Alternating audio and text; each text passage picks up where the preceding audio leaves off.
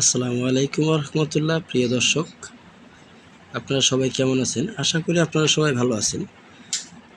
দেশ কিংবা বিদেশে যাওয়ার ইচ্ছুক কর্মীদের জন্য বিশেষ সতর্ক করেছেন হাই কমিশন। বিশেষ করে মালয়েশিয়া যেতে আগ্রহী সতর্ক করল হাই কমিশন। মালয়েশিয়া যেতে আগ্রহীদের সতর্ক করেছে কুয়ালালামপুরের অবস্থিত বাংলাদেশ হাই কমিশন। শুক্রবার হাই কমিশনের পক্ষ থেকে প্রকাশিত এক সতর্কীকরণ বিজ্ঞপ্তিতে এই তথ্য জানানো হয়।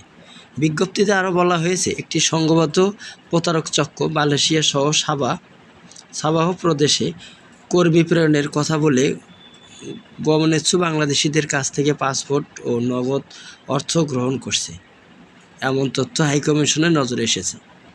বাংলাদেশ থেকে মালয়েশিয়ার সাবাহ প্রদেশে কর্মী নেওয়ার বিষয়ে বর্তমানে মালয়েশিয়া সরকারের সঙ্গে বাংলাদেশ সরকারের কোনো চুক্তি বা সমঝোতা স্মারক নেই।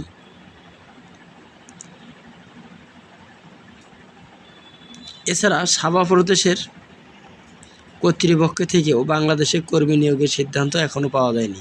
এ বিষয়ে সাবাহ প্রদেশের সংশ্লিষ্ট কর্তৃপক্ষের সঙ্গে আলোচনা চলমান রয়েছে। তবে মালয়েশিয়ার সাবাহ প্রদেশে এবং বাংলাদেশ সরকারের মধ্যে আনুষ্ঠানিক কোনো চুক্তি বা সমঝোতা স্মারক স্বাক্ষর না হওয়া পর্যন্ত প্রতারক চক্রের মিথ্যা প্রবণতার বিভ্রান্ত না হওয়ার এবং তার সঙ্গে কোনো ধরনের লেনদেন না করার অনুরোধ জানানো হয়েছে।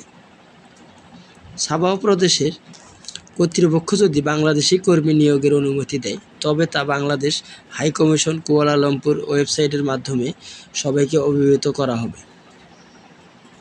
অবশ্যই আপনারা যারা বিদেশ যেতে ইচ্ছুক তারা ভালোভাবে দেখে শুনে